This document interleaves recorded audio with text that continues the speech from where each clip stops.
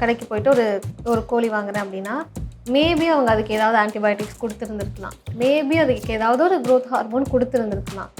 அதை அஃபெக்ட் பண்ணுமா பண்ணாதா? பண்ணலாம். ஓகே, 100% பண்ணுமா அப்படின்னு கேட்டிங்கன்னா டிபெண்ட்ஸ் ஆன் எவ்வளோ நீங்கள் சாப்பிட்றீங்க, எவ்வளோ ஃப்ரீக்வெண்ட்டாக சாப்பிட்றீங்க, how much you are exposed to it, everything will count.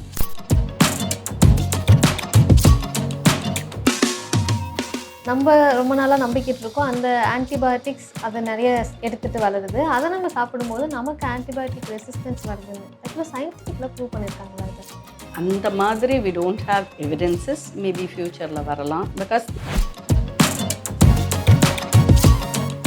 when I was talking about mayonnaise, so many people ask this, டேஸ்ட்டாக இருக்கே, எப்படி சாப்பிடாமல் இருக்க முடியும்? எல்லா ஃபேட்டி ஐட்டமும் பார்த்தீங்கன்னா வாய்க்கு ருசியாக தான் இருக்கும். அது நல்லதா அவங்க உடம்புக்குன்னு கேட்டிங்கன்னா நல்லதில்லை. பாய்சன் ஒருத்தர் சொன்னால் நம்ம அதை எடுத்து சாப்பிடுவோமா? நோ இல்லையா? இதெல்லாம் ஸ்லோ பாய்சன் தானுங்க.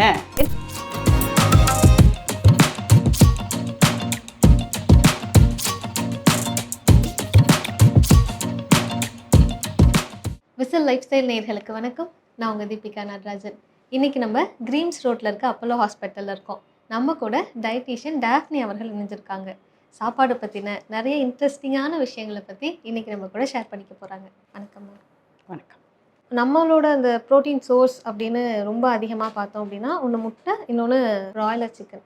ஆனால் ப்ராய்லர் சிக்கன் பயங்கர கான்ட்ரவர்சியான ஒன்றா இருக்கே, அது ஏன்? கான்ட்ரவர்சியான டாப்பிக்கை பேசிட்டு கான்ட்ரவர்சியாக இருக்குன்னா எப்படி? ஒன்றும் பிரச்சனை இல்லை. ப்ராய்லர் சிக்கன், கண்ட்ரி சிக்கன் ரெண்டுத்தில் என்ன வித்தியாசம் அப்படின்னு பார்த்தோம்னா, broiler chicken it is formed ஒரு பர்டிகுலர் பீரியடுக்குள்ளே அது க்ரோ ஆகணும். It is meant for sales, correct? Country chicken அப்படி கிடையாது. இது ஒரு 6-8 வாரத்துக்குள்ளே வளர்த்து சேல்ஸ் கொடுத்துருவாங்க. இதே நீங்கள் கண்ட்ரி சிக்கன் பார்த்தீங்கன்னா it might take 4 to 6 months. So இது கமர்ஷியல் பர்ஸ்பெக்டிவில் பார்க்குறனால இதை ஃபாஸ்ட்டாக க்ரோ பண்ணணும் அப்படின்ற ஆஸ்பெக்டில் தான் வளர்ப்பாங்க. ஸோ இது டிஃப்ரென்ஸ் பார்த்தீங்கன்னா இதோட ஃபீடு வேறையாக இருக்கும், கண்ட்ரி சிக்கனோட ஃபீடு வேறையாக இருக்கும். ஸோ இதெல்லாம் தான் small changes. Apart from that antibiotics எதுக்கு கொடுப்பாங்கன்னா டிசீஸ் கண்ட்ரோலுக்காக கொடுப்பாங்க. ஸோ இது ஷார்ட் பீரியடில் அது வளர்ந்து வரணும் போது ஏதாவது ஒரு சின்ன பிரச்சனை வந்தாலும் இந்த overall thing will get affected இல்லையா? அதனால ஆன்டிபயோட்டிக் மே பி யூஸ்ட்.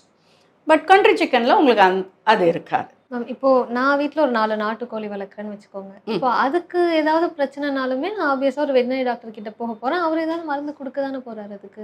கண்டிப்பாக. அப்போ என்ன டிஃப்ரென்ஸ் இது ரெண்டுக்கும்? எல்லா வீட்டில் வளர்க்குற கோழிக்கும் நீங்கள் போய் ஆன்டிபயோட்டிக் கொடுப்பீங்களா? பிரச்சனைனா மட்டும். So maybe in farming thing it is a disease prevention கண்ட்ரோலுக்காக கொடுப்பாங்களா இருக்கலாம்.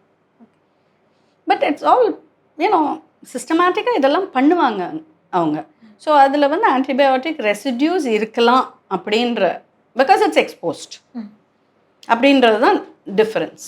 ஓகே, ஆக்சுவலாக ரெண்டுலேயுமே இருக்க அந்த சத்துக்களில் ஏதாவது டிஃப்ரென்ஸ் இருக்கா? சத்துக்களில் பெரிய அளவில் வித்தியாசம் இருக்காது. கொஞ்சம் கொழுப்பு சத்து ஜாஸ்தியாக இருக்கும் ப்ராய்லரில் கம்பேர் டு கண்ட்ரி சிக்கன்.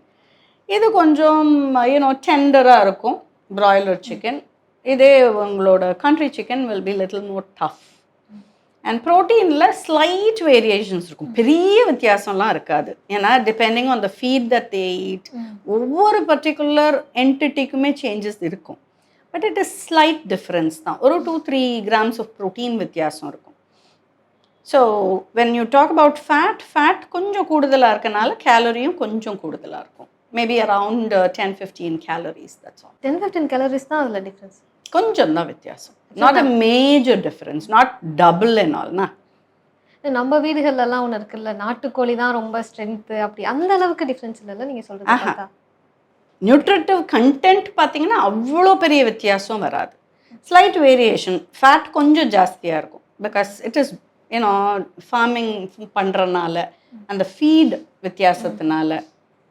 மற்றபடி மேஜர் டிஃப்ரென்ஸ் இருக்காது. டேஸ்ட் வைஸ் டிஃப்ரென்ஸ் இருக்கும். That is one aspect what people will look இல்லையா? எனக்கு இதுதாங்க பழக்கம், ஒரு யூஷுவல் பழக்கத்துலேருந்து நான் மாற்றணும் போது கண்டிப்பாக அது வித்தியாசமாக தான் இருக்கும். அவங்க கொடுக்குற ஆன்டிபயோட்டிக்ஸ் நம்ம ரொம்ப நாளாக நம்பிக்கிட்டு இருக்கோம். அந்த ஆன்டிபயோட்டிக்ஸ் அதை நிறைய எடுத்துகிட்டு வளருது. அதை நம்ம சாப்பிடும்போது நமக்கு ஆன்டிபயோட்டிக் ரெசிஸ்டன்ஸ் வருதுன்னு ஆக்சுவலாக சயின்டிஃபிக்கில் ப்ரூவ் பண்ணியிருக்காங்களா இது? அந்த மாதிரி we don't have evidences. Maybe ஃப்யூச்சரில் வரலாம். Because this is happening for quite some time இல்லையா? ஒரு 1-2 decades அதானே நம்ம டோட்டலாக we are shifted. மேபி ஒரு 3-4 decades பேக்லாம் பார்த்தீங்கன்னா ப்ராய்லர்ன்றது ஒரு it was a new thing. So researches are in progress. பெரிய அளவில் you don't have any evidence that way. Maybe depending on எவ்வளோ நீங்கள் சாப்பிட்றீங்க, how frequently you are exposed, everything matters. And it is not the same across. And Indian settingல பார்த்தீங்கன்னா usage of non-veg itself is very minimal compared to a global setting. அங்கெல்லாம் வெளிநாட்டிலலாம் பார்த்தீங்கன்னா வேளைக்கு அவங்க non veg சாப்பிடுவாங்க. நம்ம ஊரில் நான் வெஜிடேரியன் எடுத்துக்கிட்டிங்கன்னா ப்ரிடாமினண்ட்டாக வாரத்துக்கு ஒரு நாள் இல்லை வாரத்துக்கு 2 நாள் சாப்பிடுவாங்க. That's how it goes. So அதனால கூட உங்களுக்கு அவ்வளோ இம்பேக்ட் இருக்குமா அப்படின்றது ஒரு கொஸ்டின். அந்த பிராய்லர் சிக்கன் அது மேலே இருக்கக்கூடிய இன்னொரு பெரிய பிரச்சனை, அதுக்கு நிறைய க்ரோத் ஹார்மோன்ஸ் கொடுக்குறாங்க. அதை சாப்பிட்றதுனால தான் நம்மளோட உடம்புல நிறைய சேஞ்சஸ் வருது, பசங்க சீக்கிரம் பெரியவங்களாயிடுறாங்க, இல்லை ஒபிசிட்டி வருது அப்படின்னு. உண்மையாக அதெல்லாம் இருக்கலாம். we don't know exactly whether all those are given. So எல்லா ப்ராய்லர் சிக்கன்லேயும் அது பண்ணுறாங்களா we don't know. So we cannot generalize and say. And கொழுப்பு சத்து ஜாஸ்தியாக இருக்கனால maybe it has an impact on obesity also. And நான் சொன்ன மாதிரி எவ்வளோ ஃப்ரீக்வெண்ட்டாக சாப்பிட்றாங்க. இப்போ பார்த்தீங்கன்னா people tend to have lot of fried chicken. கரெக்டாக? அது சிக்கன் மேலே தப்பா இல்லை ஃப்ரை பண்ணுறதுல தப்பா? we don't know. ஸோ நம்ம ஜென்ரலைஸ்டாக நம்ம அப்படி கமெண்ட் பண்ண முடியாது. ஸோ சின்ன பசங்கன்னு எடுத்துக்கிட்டிங்கன்னா predominantly they prefer fried item.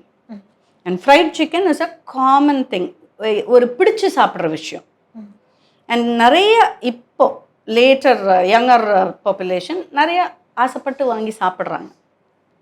Online ordering, parents கிட்ட ஒரு நாட் வாங்கினா போதும் வீட்டுக்கு வந்துடும் அடுத்த 10 minutes. Correct? So accessibility is so easy. Unlike ஒரு 2-3 decades பேக் நமக்கு பேரண்ட்ஸ் வாங்கி கொடுத்து வீட்டுக்குள்ளே வரணும். அது இப்போ அப்படி இல்லை. You just click a button and you get it 10 minutes வந்துடுது. So kids have access. So அவங்க ஆர்டர் பண்ணாங்கன்னா only fried items will come predominantly. I'm not saying 100%, predominantly. So இந்த மாதிரி செட்டிங்கில் their intake of fat is also higher. இன்னொரு aspect, they are more sedentary. So ஒரே ஒரு விஷயத்தை மட்டும் நம்ம பின் பாயிண்ட் பண்ண முடியாது. பிள்ளைகள் அந்த காலத்தில் ரோட்டில் போய் விளையாடுவாங்க, வீட்டுக்குள்ளே இருக்க மாட்டாங்க. இப்போ அப்படி கிடையாது. their screen time is so high. they are more sedentary. So இந்த ஒவ்வொரு ஆஸ்பெக்டாக பார்க்கும்போது இது எல்லாமே சேர்ந்து உங்களோட ஹார்மோன்ஸை அஃபெக்ட் பண்ணும். there will be imbalance which can lead to obesity and insulin resistance, name it. அது எல்லாமே லைனாக வரும். menstrual issues in kids, girls. கடைக்கு போயிட்டு ஒரு கோழி வாங்குறேன் அப்படின்னா மேபி அவங்க அதுக்கு ஏதாவது ஆன்டிபயோட்டிக்ஸ் கொடுத்துருந்துருக்கலாம், மேபி அதுக்கு ஏதாவது ஒரு க்ரோத் ஹார்மோன் கொடுத்துருந்துருக்கலாம். அதை அஃபெக்ட் பண்ணுமா பண்ணாதா? பண்ணலாம். ஓகே, 100% பண்ணுமா அப்படின்னு கேட்டிங்கன்னா டிபெண்ட்ஸ் ஆன் எவ்வளோ நீங்கள் சாப்பிட்றீங்க, எவ்வளோ ஃப்ரீக்வெண்ட்டாக சாப்பிட்றீங்க, how much you are exposed to it, everything will count. அதை வச்சு தான் நம்ம சொல்ல முடியும். இப்போ நம்ம ஏதாவது எடுத்துக்கிறோம்ல மேம் ஆன்டிபயோட்டிக், அதெல்லாம் அது ஒரு பீரியட் ஆஃப் டைமுக்கு அப்புறம் நம்ம உடம்புல இருந்து போயிடும்ல. அது மாதிரி எல்லா அனிமலுக்கும் இருக்கும்ல? கண்டிப்பாக. ஓகே, அது ஆனால் ரெசிடியூஸ் இருக்கலாம் அப்படின்னு தான் they are saying. ஏன்னா நான் சொன்ன மாதிரி ஃபார்ம்டு ப்ராய்லர்ஸ் 4 to 6 வாரம் இல்லை 8 வாரத்துக்குள்ளே இட்ஸ் அவுட். ஸோ எப்போ கொடுத்தாங்க we don't know. Shortest period of டைமில் அது நம்ம வீட்டுக்கு வந்துடுது. there is a big difference there. Ma'am நீங்கள் இப்போது பேசிகிட்டு இருந்தோம் ஃப்ரை பண்ண சிக்கன் அது மாதிரியெல்லாம். ஆக்சுவலாக சிக்கனை என்ன ஃபார்மில் சாப்பிட்லாம்? குழம்பு வச்சு சாப்பிட்லாமே. ட்ரை லிட்டில் சாட்டே பண்ணி சாப்பிட்லாமே. ஃப்ரைனாலே அதை டோட்டலாக எண்ணெயில் முக்கி வறுத்து சாப்பிட்றது. Amount of fat you are consuming is more. அதுக்காக தான் அதை கம்மி பண்ணுறது. அண்ட் சின்ன குழந்தைகளுக்கு நம்ம சொல்லி கொடுக்குற டேஸ்ட் தான். அது உப்பாகட்டும், சுகர் ஆகட்டும், ஃப்ரைடு ஃபுட்ஸ் ஆகட்டும், இது டேஸ்ட்டாக இருக்குது, நல்லா இருக்குது அப்படின்னு சொல்லி சொல்லி வளர்த்திங்கன்னா அப்படி தான் இருக்கும். அது சின்ன வயசுலேருந்தே ஹெல்த்தியான ஃபுட்ஸை இன்கல்கேட் பண்ணி வளர்த்தோன்னா it becomes little easy for me to speak than for people to do. But as mothers இந்த மாதிரி ஒரு ஸ்டெப் எடுக்கிறது நல்லது. சிம்பிளாக சொல்லணுன்னா, குழந்தைகள் ஸ்கூல்லேருந்து வராங்க, கலராக you have all fried items hanging in shops. அதை வாங்கினா தான் மூவ் பண்ணும் குழந்தை. It's a practice, it's a habit. எதுக்கு அதை முதல்ல வாங்கி கொடுக்குறீங்க, பழக்கிறீங்க? அப்புறம் வி கம்ப்ளைன், அவன் அந்த இடத்த விட்டு அவன் நகர மாட்டேங்கிறான், அதை வாங்கி கொடுத்தா தான் முடியும். see how we teach them. அப்போவே சொல்லிக் கொடுங்க, அது உடம்புக்கு நல்லது இல்லைன்னு. தப்பு இல்லையே, பண்ணலாம். ஸோ இந்த அவேர்னஸ் வந்து யங் பேரண்ட்ஸ்க்கு கண்டிப்பாக இருக்கணும். அப்போ தான் நம்ம ஃப்யூச்சர் ஜென்ரேஷனை மாற்ற முடியும். ஆக்சுவலாக அந்த கிரில் ஷவர்மா ஆக்சுவலி இதில் எண்ணெய் அதிகமாக இல்லை, எண்ணெய் அதிகமாக இல்லை. பட் அதை வந்து யூனோ ரொம்ப நம்ம ஷவர்மான்னு எடுத்துக்கிட்டிங்கன்னா that has lot of fat, mayonnaise. They do add lot of cream to it. So it's a high fat dish. கண்டிப்பாக அது சாப்பிடணுமா? நல்லா இருக்கே ma'am. Yeah, when I was talking about mayonnaise, so many people ask this. டேஸ்ட்டாக இருக்கே, எப்படி சாப்பிடாமல் இருக்க முடியும்? நம்ம வந்து ஒரு ஃபியூ டெக்கேட்ஸ் பேக் நம்ம அதெல்லாம் சாப்பிடல, நமக்கு அது தெரியாது. தெரிஞ்சுக்கிட்டோம், ரொம்ப நல்லா இருக்குது. பிகாஸ் எல்லா ஃபேட்டி ஐட்டமும் பார்த்திங்கன்னா வாய்க்கு ருசியாக தான் இருக்கும். அது நல்லதா அவங்க உடம்புக்குன்னு கேட்டிங்கன்னா நல்லதில்லை. நல்லது இல்லைன்னு சொல்லும்போது அது எதுக்கு சாப்பிடணும்னு நம்ம விரும்புகிறோம்? It's all mind set. நம்ம மைண்டில் அது நல்லதில்லை, எனக்கு உடம்புக்கு பாய்சன் ஒருத்தர் சொன்னால் நம்ம அதை எடுத்து சாப்பிடுவோமா? நோ, இல்லையா? இதெல்லாம் ஸ்லோ பாய்சன் தானுங்க. It affects your health over a period of time. என்னைக்கோ சாப்பிட்டீங்க ஒரு ஹை ஃபேட் ஐட்டம்னா ஒன்றும் பண்ணாது. ரெகுலர் இன்டேக்கில் இட் இஸ் நாட் குட். ஆக்சுவலாக ப்ராய்லர் சிக்கன் மேலே இருக்குது இன்னொரு பெரிய கேள்வி, அது ரொம்ப ஹீட்டு அப்படின்னு சொல்கிறாங்க. உண்மையா மேம் அது? Heat cold it differs from you know how your system accepts. So அதனால தான் நாங்கள் எப்போவுமே நான்வெஜிடேரியன் ஃபுட் சாப்பிட்டாலே கூட வெஜிடபிள்லாம் சேர்த்து சாப்பிடுங்க, நல்லிஃபை ஆகும். ஒரு காம்பினேஷனாக சேர்த்து சாப்பிடுங்க. சாதம் வச்சுக்கோங்க, சிக்கன் எடுத்துக்கோங்க, கூட காய்கறி ஒரு 2 கப் வச்சுக்கோங்க. அப்போ automatically your system will nullify all these combination. ஒவ்வொன்றுத்துக்கும் ஒவ்வொரு ப்ளஸ் அண்ட் மைனஸ் இருக்குது. இந்த ரெட்டைக்கரு முட்டை பற்றி தெரிஞ்சுக்கணும் அப்படின்னு இருக்குது. ஆக்சுவலாக அதுக்கு எப்படி 2 யோக் இருக்குது, என்ன பண்ணுறாங்க அதில்?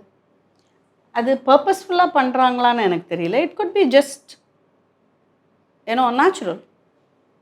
ரெட்டைக்கரு ட்வின். ஆனால் அது எப்படி நமக்கு அவ்வளோ கிடைக்குது, அதனால அந்த கேள்வி வருது. ஓ, அவ்வளோ கிடைக்குது, அவ்வளோ கோழி உருவாக்குறாங்க இல்லைங்க. that's in plenty, right? Inject பண்ணி வருது அப்படியெல்லாம் இருக்கலாம். say for example IVF therapy பண்ணுறோம், you get double triple because the amount that they inject is more. Okay. It's not a natural process. Artificial ப்ராசஸில் இதெல்லாம் வந்து பாசிபிள். அதான் நிறைய இன்ட்ரெஸ்டிங்கான விஷயங்களை பற்றியெல்லாம் என் கூட ஷேர் பண்ணிக்கிட்டீங்க. பார்க்குறவங்களுக்குமே இது ரொம்ப யூஸ்ஃபுல்லாக இருக்கும்னு நினைக்கிறேன். உங்கள் டைமுக்கு ரொம்ப நன்றி மேம். வணக்கம்.